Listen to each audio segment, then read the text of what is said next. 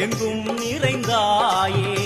உன் திருநாமமே இங்கு பல கோடியே அதில் எதை சொல்லி நான் அழைப்பேனோ